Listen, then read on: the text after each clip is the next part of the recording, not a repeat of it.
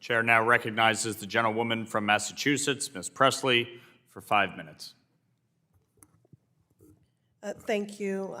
First, I just want to take a moment to condemn the anti-Asian rhetoric by many of our colleagues in Congress across the aisle, which has emboldened anti-Asian hate, not only in the Massachusetts 7th, which I represent, leaving many of my constituents in fear with their safety threatened, but really threatened our democracy, I think, writ large. And I want to just take a moment to forcefully disassociate myself from remarks made by my colleagues that peddle in xenophobia and fuel violence against the Asian community.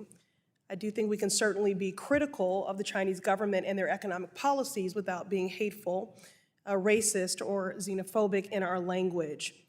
So, Mr. Harrell, you are the former Senior Director for International Economics and Competitiveness with experience on the National Security Council and the National Economic Council. Do you agree that it is possible to talk about China's policies without being racist or xenophobic? I think it is very important that we be thoughtful in how we talk about and how we discuss the challenge we face from China. It's been heartening here today with this committee to hear several members of the committee note that when we talk about our competition with China and the threat from China, we are talking about the Chinese Communist Party and the Chinese government, and we are not talking about the hundreds of millions of ordinary Chinese who we have a lot of common with at a personal level. I do think it is important that we continue to be careful about how we talk about this in a politically charged atmosphere, to make sure that we are clear that we're talking about government policies in China, the acts of the state, and that we are not inadvertently kind of sliding into statements against the Chinese people. Thank you. I hope that my colleagues hear you loud and clear and can learn from that. I also hope they learn to discuss global competitiveness without warmongering. It is no surprise that proponents of the military-industrial complex have already seized on recent events to call for even more defense spending. War should not be the centerpiece of U.S. foreign policy. In today's hearing, let me say that war will not solve our global economic challenges. Rather, the United States can demonstrate global leadership by building partnerships grounded in just economic policies that center human rights, invest in workers, and form lasting relationships. That's how we achieve our goals on the global stage and distinguish our approach from Chinese policies. I'm particularly interested in the U.S. economic approach to the African continent. Africa is a rapidly evolving continent.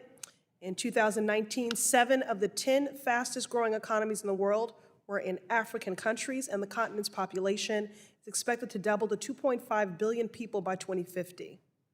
Mr. Harrell, can you describe some of the key lessons we should learn from Chinese policies and economic investments in African countries? I think it is incredibly important that we, as the United States, up our game with respect to engagement in Africa. I think there have been a couple of very positive steps over the last couple of months. I think President Biden's African Leaders Summit provides a useful foundation to renew diplomacy and economic engagement across the continent. And I think trips like Secretary Yellen and Secretary Blinken's recent trips to the continent help build on that foundation to deepen ties. I do think that we are potentially for the Biden administration, it is potentially further along in its thinking with IPEF and with APEP, initiatives for the Indo-Pacific and for the Americas Partnership, than it has been on some of the specific economic deliverables and initiatives for the African continent. But I am also confident that that is coming out of the African Leaders Summit, and we're going to see more robust engagement. I do think we're well positioned for renewed engagement in Africa because the shine has really come off of the kind of Chinese debt diplomacy of the last decade in China. We are seeing countries in Africa and elsewhere, but particularly in Africa, see some of the downsides of letting Chinese companies come in with low standards for mining, for manufacturing, for the environment, for labor, and for human rights.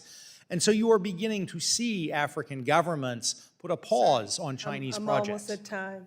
Thank you so much. I do strongly believe the U.S. has an opportunity to be a fair economic partner with African nations and to foster a global economy that truly works for all. Thank you.